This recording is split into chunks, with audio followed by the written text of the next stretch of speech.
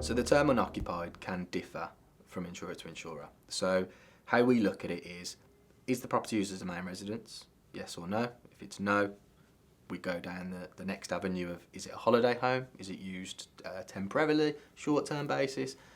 If it's not, then we start looking at the idea that it is unoccupied. So if somebody isn't stopping in that property overnight, at least once every 30 days usually, we would start to look at that as an unoccupied property. A lot of standard home insurance policies have a question or a term that would suggest, is the property occupied consecutively for 30 days or unoccupied consecutively for 60 days? So that it can differ, the timeline. Where it becomes slightly more complex, and again, the real importance of having an advisor to talk you through this is, there's no one policy suits all style here at Wesleyan.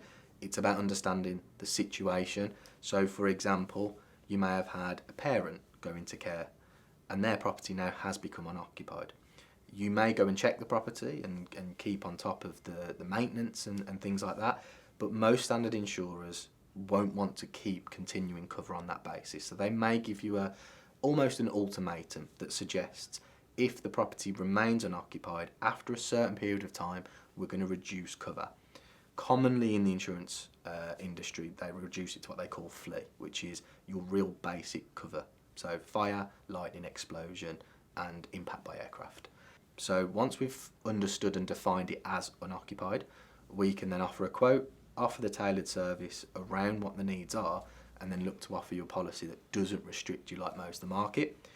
Where unoccupied is extremely important is a lot of these insurers won't necessarily make you aware, or they'll expect you to read the documents sent. So if this type of restriction is in your policy, you may not be aware of it unless you have read all your documents through.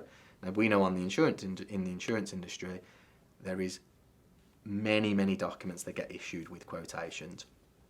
On online providers, there's not always a person to speak to, so this can be quite a difficult scenario.